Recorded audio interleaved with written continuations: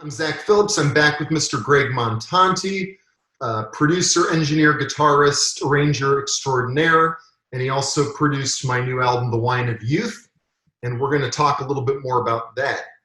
One thing I wanted to ask you about, Gregg, speaking of your studio work, something we talk about a lot, I often think about the differences in commercial recording studios versus kind of home project studios, especially nowadays with technology being what it is. The gap between them is narrowed, and you've done a lot of work in both environments. We know commercial studios sometimes have more resources, but I'm curious, is anything gained in your opinion from working at a home or project studio like yours? Great question, Zach. That's a tough one. Does it depend on the artist? Does it depend on the artist? Totally. So I would say the advantage of the project studio, as you know, is the comfort level of being in someone's home. People who don't have studio experience can very easily fall into that place of nerves taking over, and certainly getting the best of you, and you're not able to do what you're there to do, and in someone's home there's a comfort level at times for certain personality types. Like you said, it depends on the artist. If you've got a lot of experience and you grew up always being in recording studios and being in that environment, awesome. But there's a lot of people out there who kind of come to this a little later in life and they don't have that. And so I find that some people that have come into my own space, as you know, feel extremely laid back and just relaxed. And hopefully I help them just like if they were home, in their own home, and they're inspired and they're ready to record and they're ready to go. And so we're able to capture things sometimes in a home environment that maybe with that personality or that artist isn't able to do in a commercial studio because they're stressing out, or the headphone mix isn't right and they're looking at the clock and it's like, this is costing me X amount of dollars. And if we're bringing in players, they're playing the players on the clock. In our case, we talked about doing some instruments, drums, strings, and so forth in the studio. And for various reasons, we ended up just doing everything from your home. But there was something kind of quaint to me about going over to your home, into your studio, just you and me in a little room kind of cutting this thing. But there's certainly a time for a studio. I mean, it's tough to get that drum sound or that string sound elsewhere, even certain guitar and piano sounds. Yeah, I mean, and of course budgets, There's that. But as far as your album, if we can move on to that for a second, Same. I was really worried. Yes. The only thing, or the main thing I was worried about, not the only thing, the main thing I was worried about with doing your project was the drums. As it's like, you're a stickler for drums. Makes or breaks the mix. Yeah, and it was like, I was almost convinced at first that we were going to have to track drums, in this case at Allen's studio. Yeah. And then bring those tracks maybe to my house or do more tracking. They just kind of go back and forth. But then, as I recall, I said, let's try, because I've got a pretty large drum library, as you found out.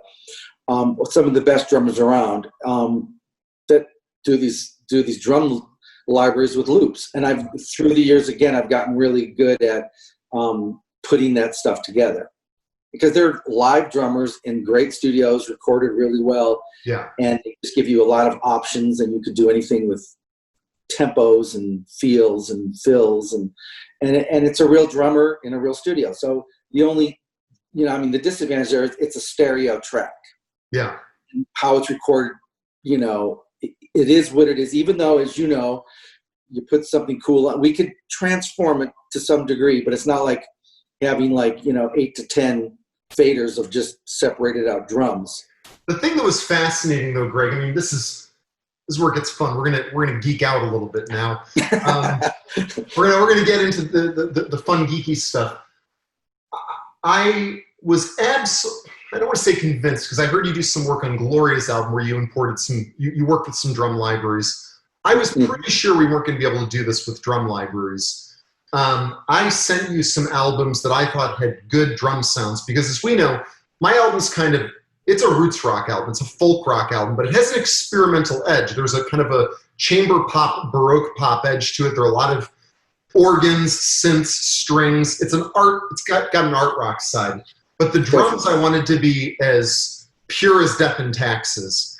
And you pulled up some libraries, you sent me the drum tracks, and I came over after I spent some time with him, and you showed me what you could do with plugins, and it was just like, I could not tell the difference. And the other thing I think I didn't think about consciously about drum libraries is we think of drum libraries and we think of samples and so forth.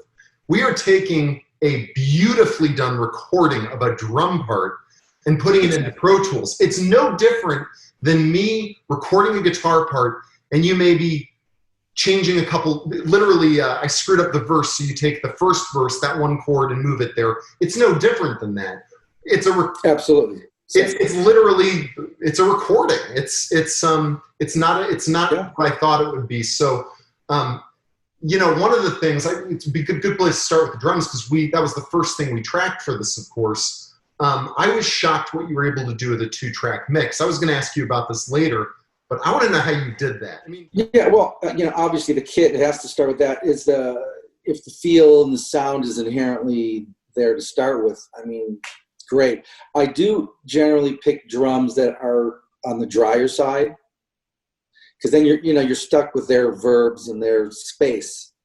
So what I usually do is, I mean, as you know, I'm a big fan of the Waves plugins, you know, in Pro Tools, and I have that whole library. And they have an SSL, you know, EQ, just like a board, but as a plugin in. That is just an amazing piece of gear. Whereas that SSL piece, Greg, we're backing up a little bit, because I know that's kind of one of your secret weapons. We could talk about this a little bit. I think you're okay with that. That's an EQ? Is that like, it's basically a channel strip though, right? It's a complete channel strip with not only EQs, you know, as compressor on it. Although I end up using more different compressors. I will sometimes use that compressor, but I'm a little bit more a fan of more of like the you know, maybe say the 1176s or you know, the Uris, and they've gotten pretty darn good, as close as you can get to the actual analog piece, you know. But I just put it through what I would put it through it back in the old days, where it's going through a great board, and you're compressing certain things, and you're just, you know, EQing it, shaving off a little bottom, adding a little top, a little mid. Just, of course, your ears have to be working, fully functioning ears, you know, where you have to just be able to, and especially with, you know, the key of the song, like where the bass is going to sit, as far as the kick drum matching the bass sound. Oh, that's a big one, by the way. That's a big, I can hear it where the bass, you know, will hit a note just at the right time with the kick drum during a fill, and it's like, the mix explodes. I'm very conscious of that aspect of just getting the EQs right within those drum loops. And I do quite a bit of EQing per the song, like you said, and the key's big, because where's that bass going to sit? Yeah. You know, is it like drop tuning in any way, like bringing that low E down to a D or even lower on the bass? And is the kick drum conflicting on any particular loop? Well, you had a challenge too. I remember that I told you, basically, I was joking to a point, but I sort of said kick drums are overrated. The low end should come from the bass. The snare is the most important part of the drum kit. You know, right. It's not the mid-90s anymore. We don't need a kick drum jabbing us in the throat. And luckily, this is a case where you did not listen to me.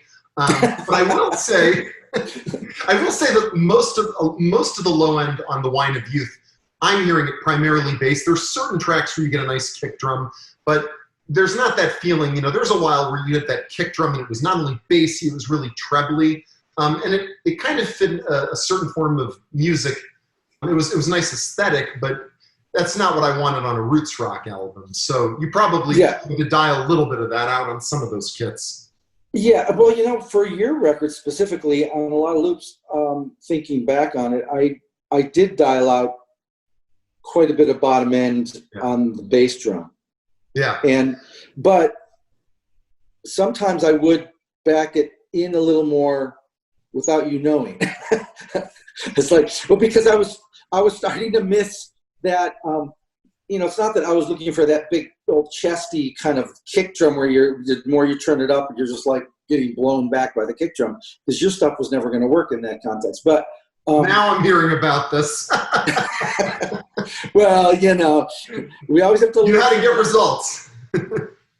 Yeah, it's like, how can I sneak this in? Well, we gotta interject. So one of the things about this process that I thought was hysterical is I was listening to a lot of like Jeff Tweedy's solo albums, and on the vocal he's getting a John Lennon slapback reverb, and it's a sound that I love, and I heard that as the sound of this album. You did use that. I mean, we did incorporate that onto this album. That's a great, I think, part of the folk rock aesthetic. That's sort of reverb. But there are certain tracks that I'd say, no, more slapback, more slapback. And you'd send me a mix, and I'm like, yeah, it's like this much more. But you called it. Some of those songs probably would have been, the vocal would have drawn that kind of reverb would have drawn too much attention to itself on the vocal. You just had more objectivity than I did. I'm not a fan of over-affecting things where the attention, you're just like, oh, that's an effect. Yeah. It has to be just part of the piece and integrated so well where your attention is always the song, the lyric, the vibe. It's the overall stew, it's like how, and I mean, we went through some of these songs 5 and 6 mixes in of going back and forth of like, no, let's go further. And then when you've gone too far, it's obvious. Yeah. Well, the perfect example is Stranded in the Night, because that's a case where I heard the slap back on the vocal as another instrument almost. It lent attention to the vocal that the song felt barren without. But we got to a point where I kept pushing you to put more slapback on it, and I think I put it in my car, and I thought, this sounds like Elvis on steroids or something. It was way too much. I'd lost objectivity, and your second mix was the right one. Yeah, well, when the effect becomes the star for this style of music, for sure, it's a problem. Yeah. Stranded in the Night is just like, that's an amazing piece, by the way. If people haven't heard that piece, that's it's all in the production. Well, produced that song. No.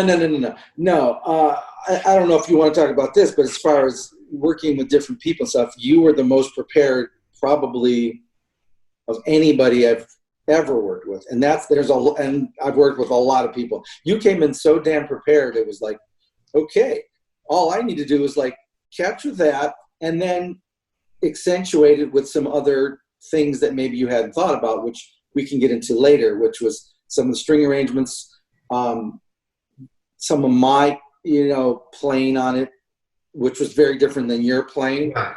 As a guitarist, I wanted to kind of add an element that wasn't there. Yeah. This album was pretty elaborate, actually. For a roots rock album, it was very arranged, and it was pretty elaborate. I counted, we did this in 8 sessions. And the only reason this was possible was because to make an album this elaborate from an arrangement and production standpoint is because you and I are both over-preparers. I mean, we came in, and you'd said that this was unique. I would come in, get out my dreadnought guitar once the drums were down, and I'd do every song that had a dreadnought guitar on it with that guitar. Then I'd grab my little parlor-style guitar, finger-picked all the songs that were finger-picked. That was a session. There were certainly plenty of times where you were adding guitar parts or bass behind the scenes, but the tracking was actually very, very quick for this album, I would think, given just how much is going on in it. I mean, there are tracks. The Lonely Hunter is probably 12 guitars on it.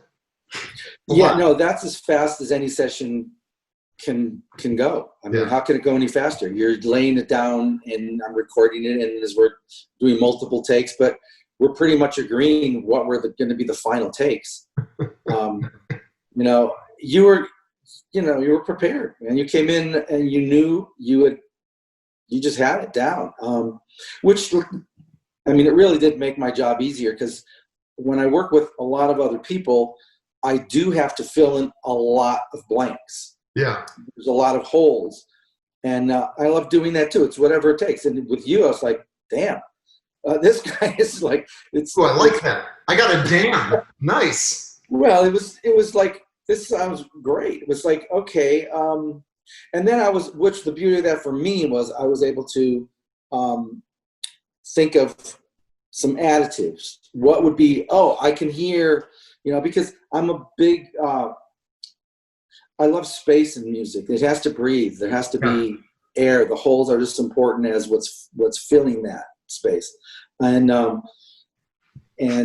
getting the tempos perfect. We, of course, really worked on making sure that was right.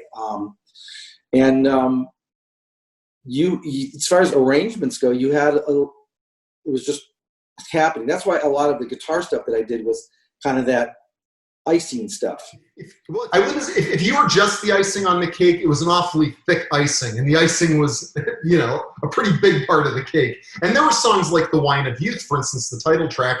I had the guitar, the vocal, and the piano, but you came in with the drums, the bass, the string arrangement, which that's the glue of the entire track, in my opinion. So Stars Fading Behind Clouds, both the demo and the final track were both sort of ambient folk rock pieces, but just the way you mix that, and once you added in your guitar part to complement my arpeggiated electric part, it was a totally different track. It was actually funny enough, because I kind of thought, well, I'm going to be the more adventurous one here. I want this thing to be a little artier. That track was much noisier than the demo. And it was like the look on my face when you played me your rough mix, which ended up being kind of the final mix. That may have been my favorite moment of the entire recording process, by the way.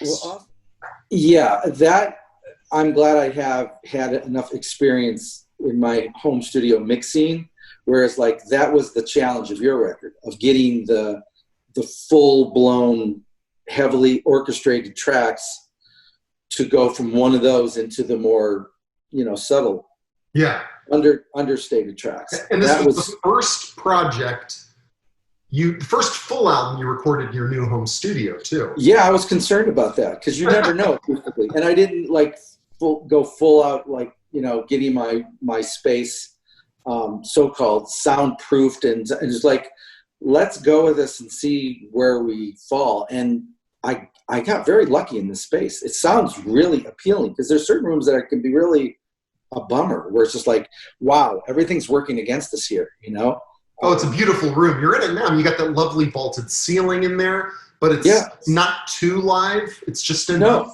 No. And I've got a closet, the way I've decked it out, with certain clothes and certain baffles and certain things where I stick all the amps in there. And we recorded all your amps, old school tube amps, in a space. It's a big closet, but I've got stuff situated where it just sounds good. It sounds great. I remember we would have those, through a Fender Hot Rod Deluxe, a tweed Fender, in a closet, maybe under some clothes. That guitar amp was isolated. You threw a 57 on that. That thing could have been in that's actually sound chamber. That's actually, to get a little bit geeky here, that's a Fender Blues Deluxe. Which got it. I'm not a fan of just by itself. So it's got some mods, and I changed the speaker out to an ET65, which is kind of like a Celestion 65, which made a huge difference. And between that and my pedal board, selection of certain subtle tweaks to the sound, it doesn't sound like an inexpensive, cheap cheap guitar. But actually, I put it up against anything. I've had a lot of high-end amps. So I mean, surprisingly, it records great. It reacts great. That brings up a question I had, Greg. I was thinking about this. I know your guitars. So I played a lot of the lead guitars. You played quite a few lead guitars, and we both did a fair amount of rhythm on this. Most of your guitars, because I would handle the more straightforward parts. For instance, you can hear our styles. I'm doing the solo on Ladybird.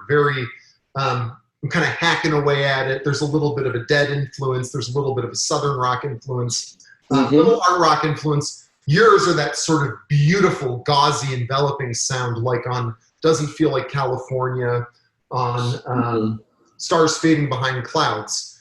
I know you were using, you sort of have an effects palette you're working with to get that sound. I was curious on my guitars, because they're pretty straightforward. Were you doing a lot of effecting of my electric guitars after the fact, or was most of it done on the front end? It was kind of a combination. I would say there's a few exceptions with your guitars if you wanted to go from track to track, but for the most part, your guitars, the most important thing to me is to get the sound as we're tracking. So as far as verbs, for example, they were plugins where I could change them later. Sure. Once I got it to mix mode, versus tracking reverb off the amp. I would have to be like 100% sure that reverb and the amount of it or lack thereof was perfect for the track. And that's hard to do when everything isn't there yet. Okay, but I'm going to brag here real quick for both of us. There were multiple songs where I was playing guitar, rhythm or lead, where I said, spring reverb from the amp. Let's just do it. Let's be macho about this. Let's commit to it. It might screw up the mix. We'll figure it out. And that's one of the reasons I was curious. I mean, there's a lot of Fender spring reverb on those songs. Yeah, well, for example, I'm a big fan of boost pedals and like EQ pedal type, whereas going through a clean, I'm a fan of, the reason I like this amp is I'm a pedal guy, but the amp is kind of neutral. Yeah. It doesn't have a lot of personality, just guitar amp. So therefore, my pedal board selection, which I could show you at some point in this video, whereas there's a lot of boost and drive style pedals that just have a character that when you got a clean bass tone and then you've got a pedal in conjunction with that, added to quite the character that we were looking for in any given song. Going back to your album, each rhythm track and or lead track on your record was a different pedal probably, and EQ'd, and me just going over to how much drive, how little drive, how you're playing the part, and I would just listen to you play the part. I'd go over to my pedal board and I would just start tweaking knobs until we were both happy. Interesting. So any kind of vibe, any kind of character per part was the pedals working in conjunction on top of that bass amp platform, that neutral sound. It was never just guitar amp. It was always some pedal tweaking some frequency or drive characteristic that was part of that sound, the way you were playing it, what are we trying to communicate within this song, and how is the guitar playing into it? Is it really driven? Is it sweet? Is it not so sweet? Is it a little nasty? Everything in between. So that played a huge part with your stuff, because you do have kind of an angular,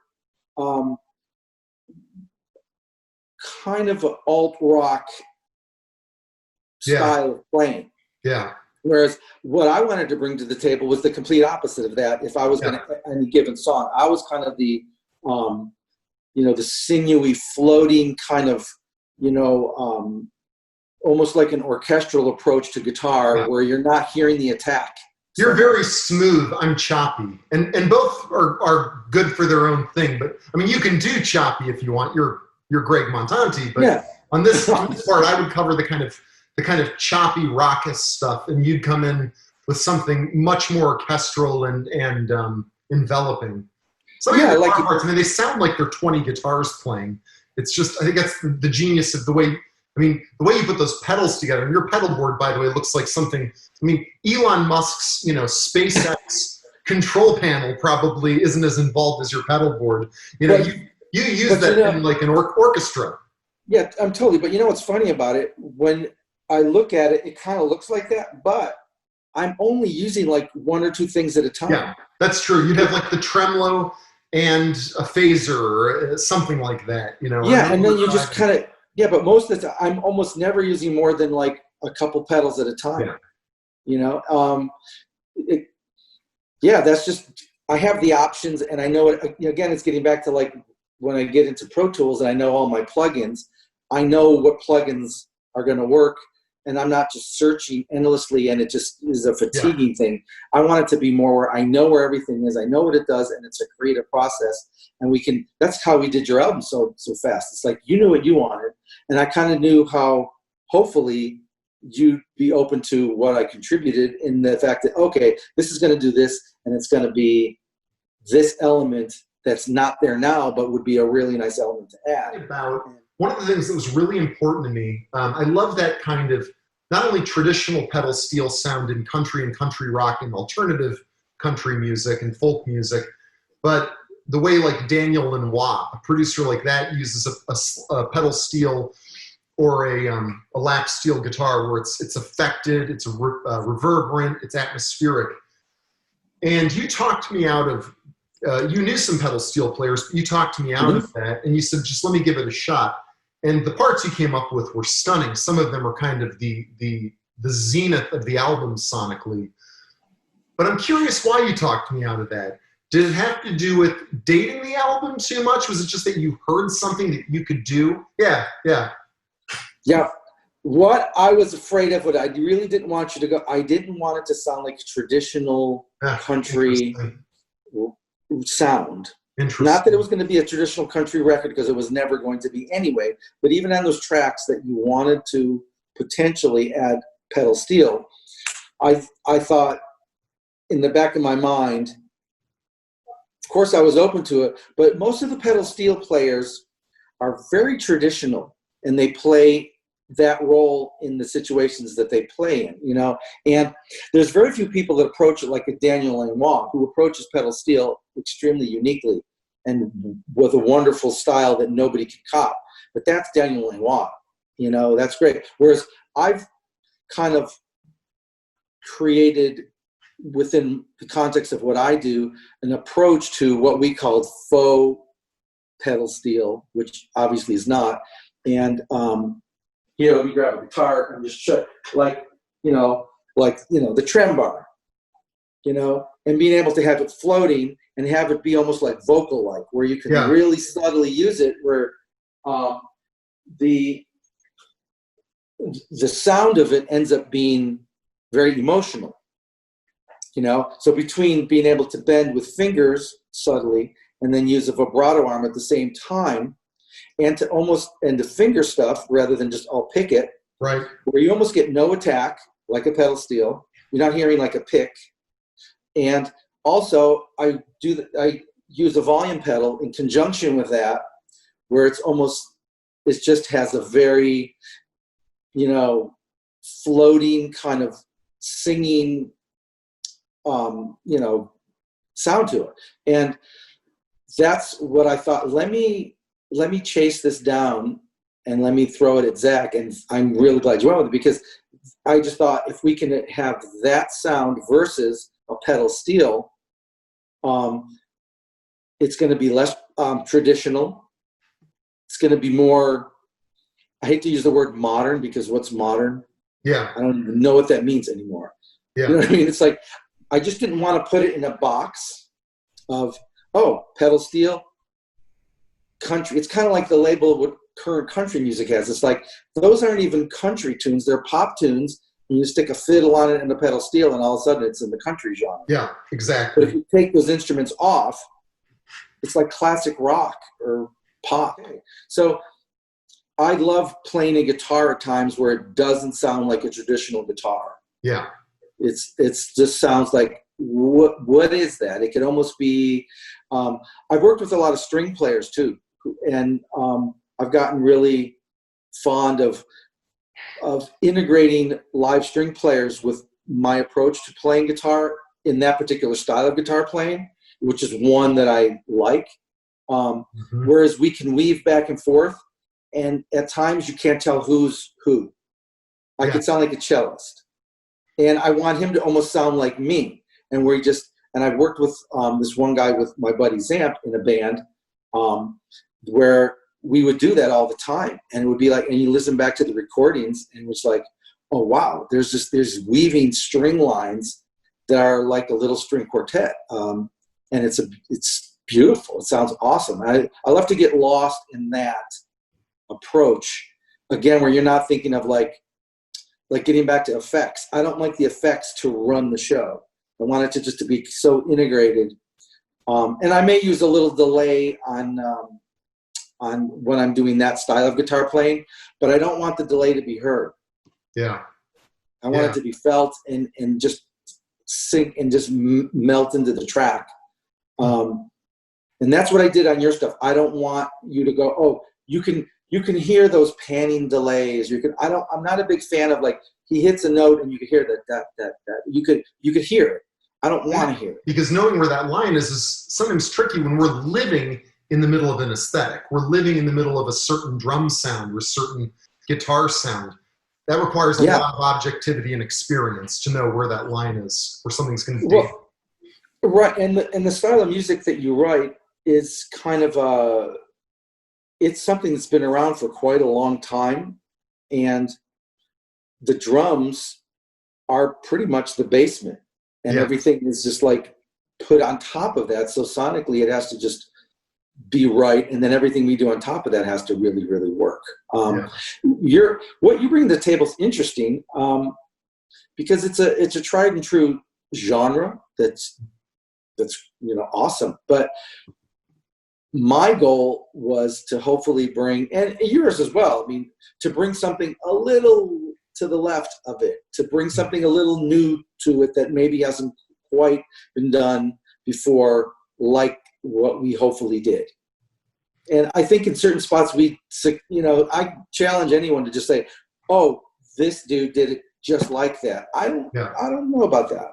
I think we did something really, really cool and unique here. And one of the things you did on this, talking about strings, and it's a sound that is kind of in vogue right now, but it is an incredibly cool sound, and it's not a necessarily a new technique, but I think you did it in a way that was brilliant, and not in a way I'd heard, was the mixing of traditional strings with synthesized, especially Mellotron strings.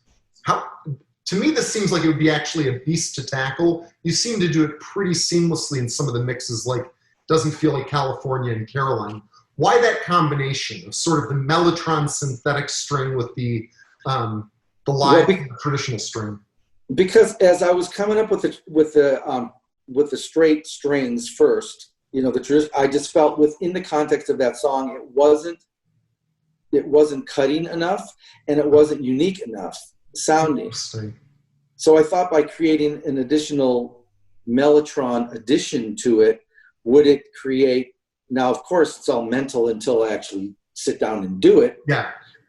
In this case, thankfully it worked, but it just wasn't, it didn't have enough character. It was really nice, but it was like, so what? It's really nice. It didn't have that special, like you said, that X factor of taking the song to the next level. Plus, say for example, that was a hit song, right? And somebody wanted to cover it, they'd be a little more challenged to have to create that sound. Yeah. Right? I want that. I want people to be challenged to have to okay, now we got to what's going on here? You know what I mean? How in the heck did they get that sound? Exactly. It's never quite, you have to almost try to chase it and figure it out, and you can never quite get it.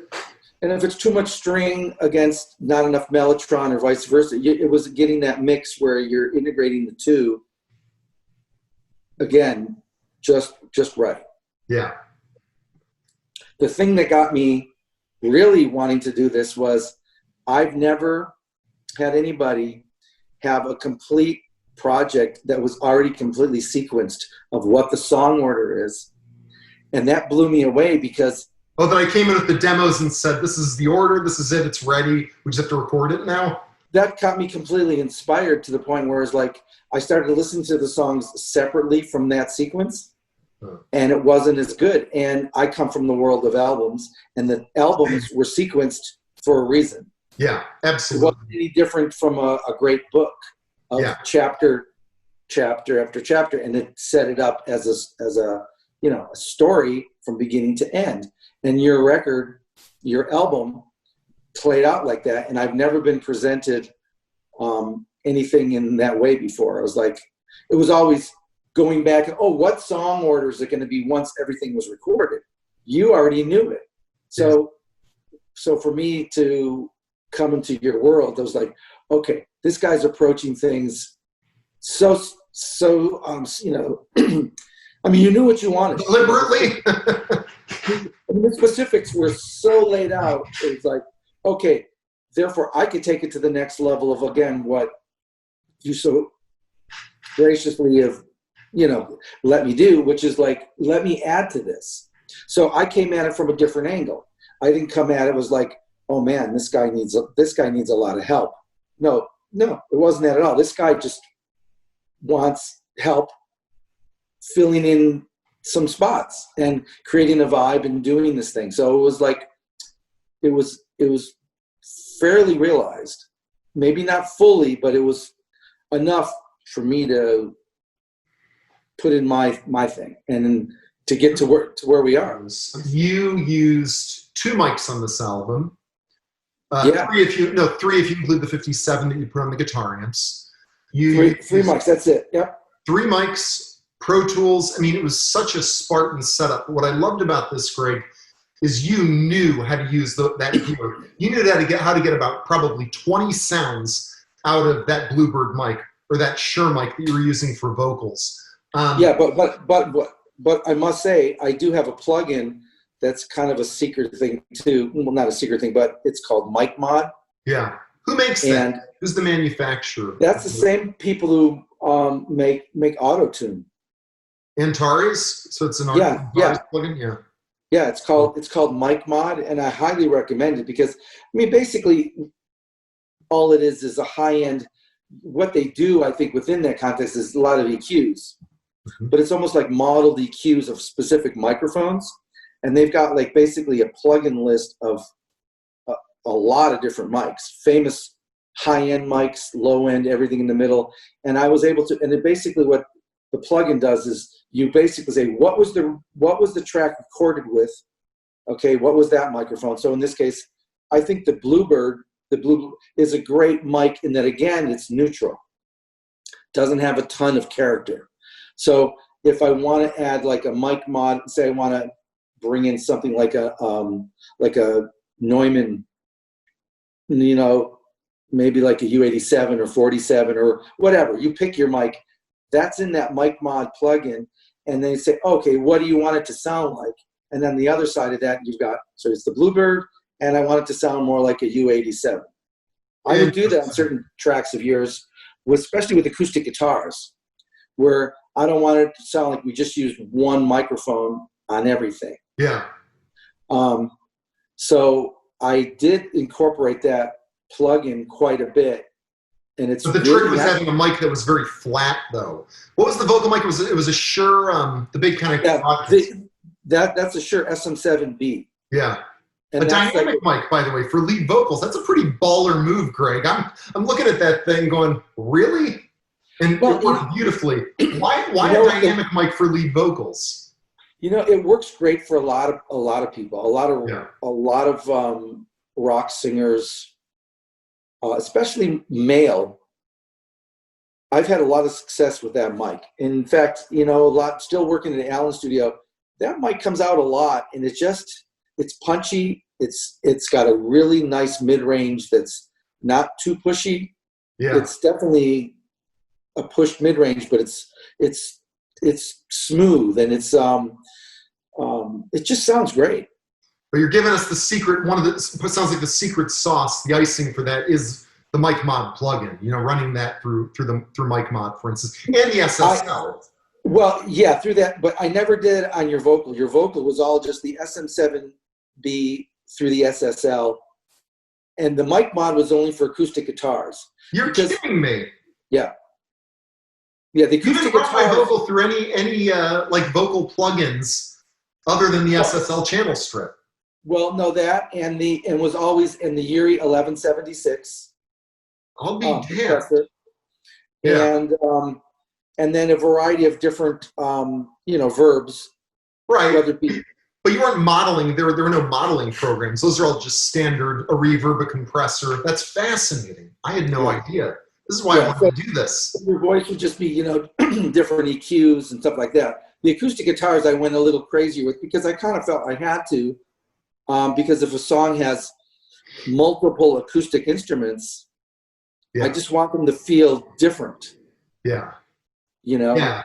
And I think you did that. I mean, the acoustic guitars are really rich on this. I mean, I remember when we were recording it, you'd be getting me set up, and I'd just be like, it was the most enveloping acoustic rhythm.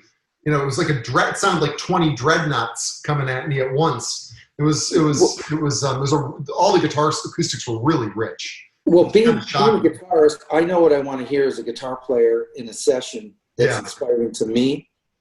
Some engineers who aren't as, tuned into the player may not give you a headphone mix and a sound that's kind of inspiring to you. And I wanted to make sure, and again, my job is to be an extension of you in this setting, and if I'm working with anybody else, but I need to understand who you are, how you hear things, the best of how I can determine that. And I kind of had a good sense of your ears and your sensibility and what you'd find inspiring. I mean, music, as you know, is conversational. We don't want to repeat this conversation that we're having now 38 times.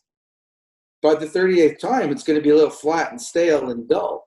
And when you're recording a vocal that you already know the melody, you know the lyric, you know what you want to go for, and if the headphone mix is there from the start, we're going to get it. Yeah. And we're going to get it quick, and it's going to be inspired. It's not going to be labored and like, shit, man, we got to do another one and another one and another one. I'm going to have to, like in the old days of having to, I'll compliment you one more time. Your vocals were not seriously comped. They were like, most of them were takes that were like, that was the take. We may have punched in lines and this and that, but it wasn't like, oh, I've got like, 8 vocal tracks and I got to comp it all together, which if people don't know what a comp is basically just taking the best parts of each separate track, editing it together to create one final wonderful track. You didn't have to do a lot with that. Interesting. You'll listen to an album from the 70s now, and I mean, it could be like Linda Ronstadt singing. It could be like a polished Eagles album, or Fleetwood Mac album, and it sounds great, but it does not sound like a modern vocal. And I don't just mean sonically. I mean, style, and not just the way they're singing it stylistically. There's something different, and I think part of it is we're in the age of just super tuned up vocals for anything that's not a straight live recording, even live recordings. Yeah, I mean, totally. For better or worse, I mean, all of us. I mean, it's affected the way I hear things. Yeah, me too. And I can't help it. It's just part of the way it is now. And it just should be in tune. The best singers on planet Earth are all tuned up. Yeah. There's no one that I could think of. Although I'm sure they're out there. They refuse. I'm sure Neil Young is not, incorporating any form of tuning his voice. No, an engineer goes to tune Neil Young's vocal. That's probably going to end the project right there for him, you know? Yeah, exactly. But, you know, Neil Young's Neil Young, and that kind of a singer, that kind of a singer. I'm talking about like the, you know, the Carrie Underwoods, or what your average Joe listener considers to be a good singer. Yeah. I mean, they tune her like crazy. Well, one of the things that I thought was funny, and I think even after you sent me some initial mixes of the tracks, I became a little more of a stickler. At Stars Fading Behind Clouds, there was one note I just couldn't live with, and, you know, you tuned the one note, occasionally with certain harmonies, but so I actually, it's funny, I think you were probably less of a stickler than I was about it even. So my last question's related to the sound of this album, and something, again, I was so deep into the project, I took this for granted. Something that I realized after I listened to this back-to-back with other albums that have come out recently, after I listened to this back-to-back with my wife's album, with Gloria's album, I realized that even though this album was an entirely Pro Tools creation, it was recorded, mixed, mastered digitally, it still sounds like a vintage analog album and all that goes with that. I want to know how the heck you did that. You had mentioned in passing it was a combination of an approach to, in terms of how you recorded things on the front end, and there were some plugins involved. So it was kind of a combination of both.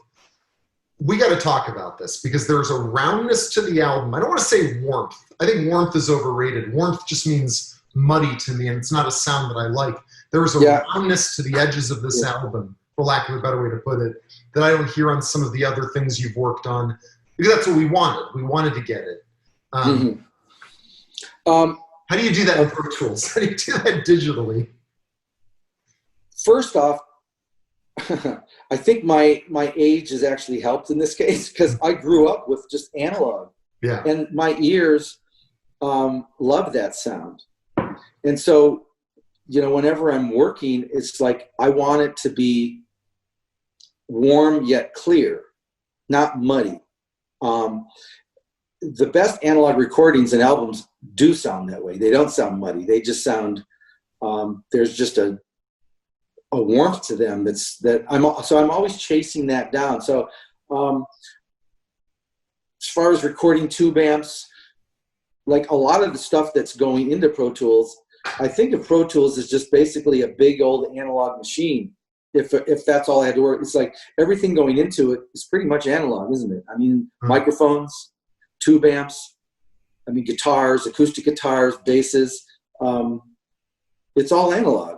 So how could I capture that and not make it sound digital just because Pro Tools, I think old digital did sound digital when digital first came into existence, but it's gotten so advanced and these amazing plugins that they're trying to emulate. It's all in emulating old analog gear. So it's just, you know what it is, man? It's ears. It's ears. There's a lot of shit. I don't even know what I'm technically doing. Like if you talk to engineers like, oh, less 4K and all that, I don't know. I don't even know where those frequencies fall. That's just where your ears took it when you were EQing it. I could chase this stuff down because my ears hear it that way. But Gloria's album, for instance, like when I listen to, you know, my wife's album, the vocals have a totally different sound. There's a pristineness to them and a sheen to them. It's not to say my vocals, you didn't record them beautifully, but it's different. It sounds like a really, really well engineered album from 1976, with a lot of other aspects to it. Well, I'm happy to say, because I don't ever want two projects to feel or sound the same. I was shocked, Greg, when I listened to the album side by side. Hers was fascinating because there was just incredible clarity and separation of the instruments in the mix. Now, some of my mixes are much denser than hers. Mine, you absolutely can hear the separation of the instruments, but there's more of a, you know, there's like a sound like, I can't explain. It's really just more of an analog sound where the instruments coalesce in a different way. There's there's a rounder edge to them, you know, there's a blurriness to them. It's again, it's not saying the mix doesn't have, that the instruments in the mix don't sound distinct, but it was very obvious when I heard it. And then I thought, okay, I need to know how he did this. Was there anything involved in because a lot of it was in the mix. Was there anything in the mastering of how you approached the mastering of this as opposed to the album? I did approach, you know, it's so funny because first off, I'm a musician and I'm not a technician per se. Yeah. So everything I chase down is from a musician place. And the fact that, you know, that it's really hard to put my finger on what it is. I just hear it and I just follow whatever that instinct in me is and what's right for a particular artist and a particular piece of music. And I used different things for her record than I did for yours. Yeah. It's all instinct. Your stuff definitely needed an analog sound, vibe, you know, overall. I did not want it to feel like, I mean, I could sit there and say, oh, it would have been great to have my mixes and then have an old analog machine. And we took those mixes and bounced and recorded it onto an old 2-track machine. Yeah. But in my mind, I'm almost thinking, okay, I wish I had that, but we don't. So I need to somehow create that as best to my ability with plugins and EQs and stuff. And then in the mastering, that was a big deal too, because I was able to like take which were good mixes, but even bring it to the next level, as you know we did. Oh, you really hear it in the bass too. I mean, the mixes were great, but it's like, you know, you take this, if the mix is like this big, the mastering somehow compresses it and makes it bigger at the same time.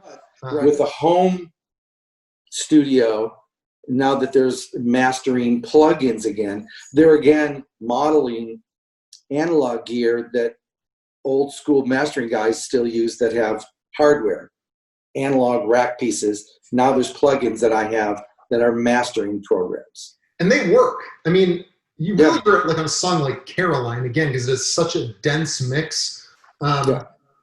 It's the elements of that song taken individually sound in the best possible sense, very raw and realistic. And you use the term earthy.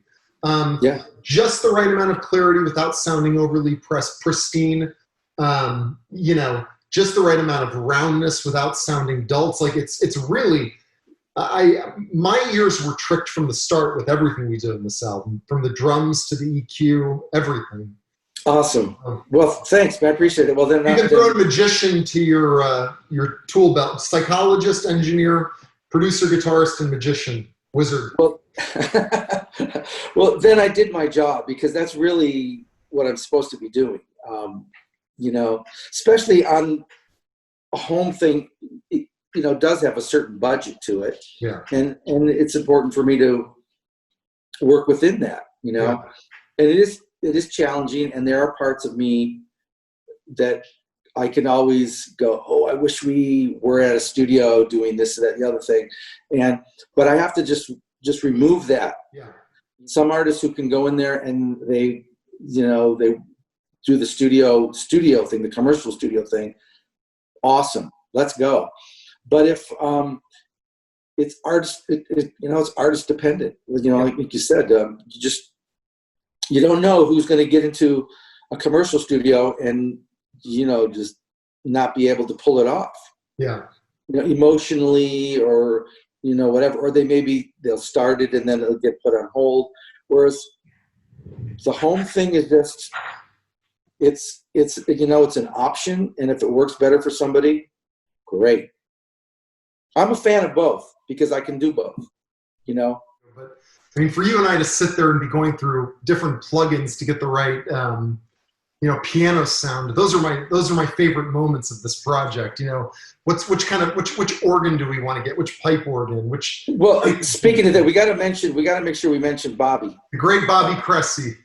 Bobby Cressey is awesome, and you asked me kind of why I picked Bobby. Well, he was really the only guy I could think of since me moving from LA to more towards San Diego area of, again, came through Alan's studio.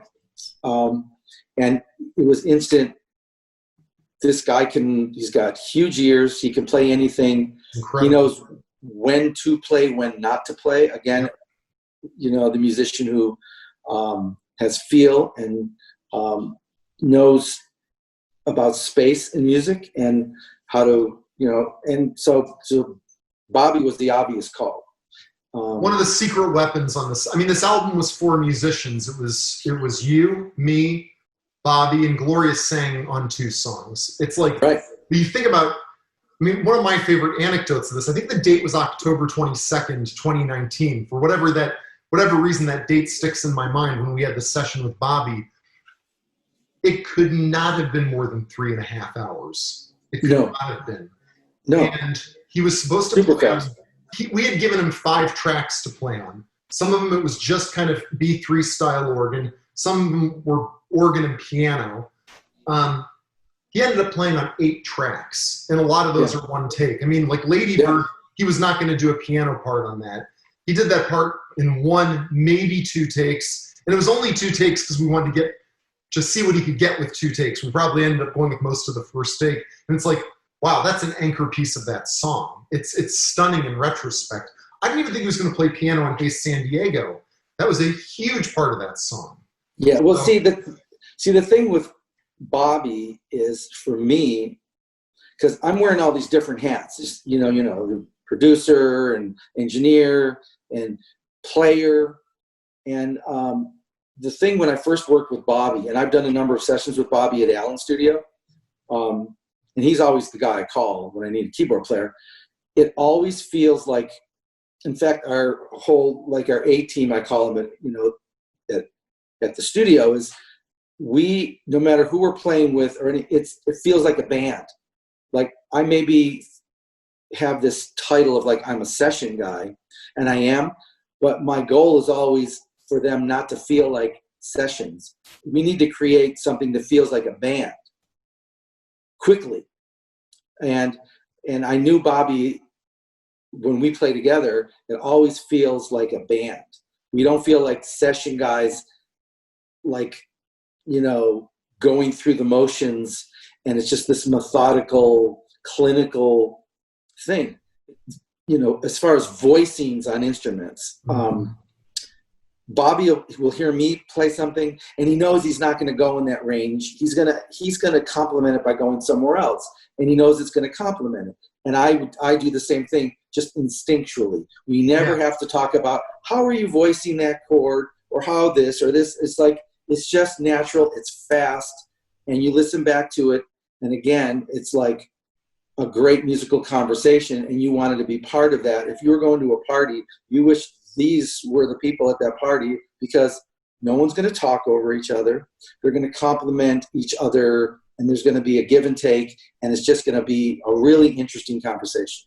And that's the way it is. Master chameleons. I mean, I could hear with Bobby. He'd come in, Lonely Hunter. Organ's also a fundamental part of that track. He wasn't scheduled to play on that. He said, we had like a half hour to kill. He said, well, play me some more stuff. He listened to that track one time and came up with that. Well, see, that's the thing is, again, putting the time and being obsessed with what you do and being able to react to a new piece of music quickly. And guess what? If you've got the experience and you're that together musically, you don't need more than that. Oh, I'll never forget, Greg. I mean, my favorite story from that session, it was the best session ever. I think I put that in the thank yous on the CD. With Caroline, I mean, the piano and the organ are a huge part of that track. And, I've been kind of waiting because I couldn't hear the track the way I wanted to hear it until we had those elements there. And Bobby laid down the organ part in one take, of course. It was perfect.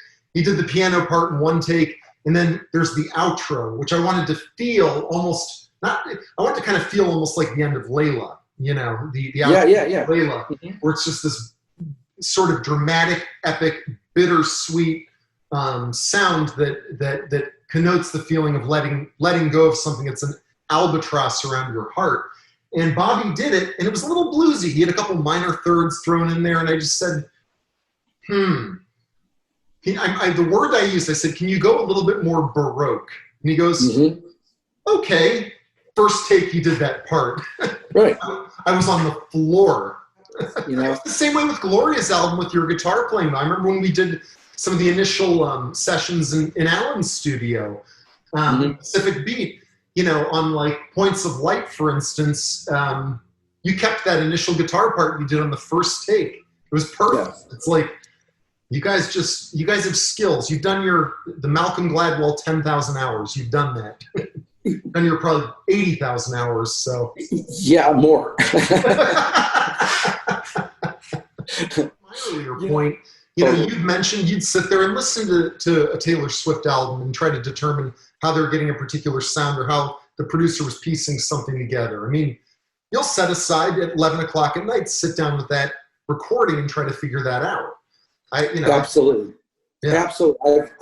I will always do that. I'm always analyzing how things are recorded and what's happening. And if I don't know it, I'll look it up and find out who produced it. And if there's an interview with them, and it's like, what was he using? It's like, so yeah, I mean, constant. And I just love it. And there's a lot of records that people go, how could you possibly like that with the stuff I hear you do? It's like, I just do.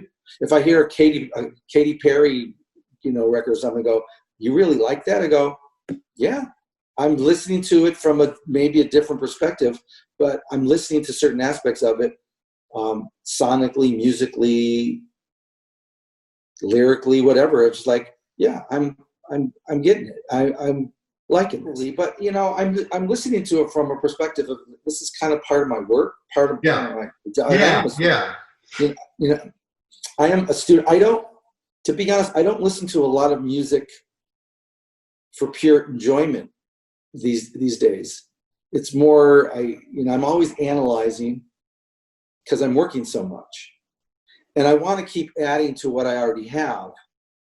So it's a matter of time too. You know what I mean? I only have so much time to be just, and when I'm not working, I don't want to really listen to anything because you need a break. You need a break. Got to keep the ears clean for that next mastering or mixing session. Yeah, you got to keep. Yeah, exactly. When I'm not in my studio or at a studio, I'm usually not listening to music. You're watching Netflix original series. Yeah, I'm trying to find some escape, you know, because the next day, you know, inevitably I'm probably going to be doing something with music, whether it be my own or someone else's. And I'm going to be, you know, I'm going to be married to it, and I'm going to be involved because I'm that guy that I can't help but get involved.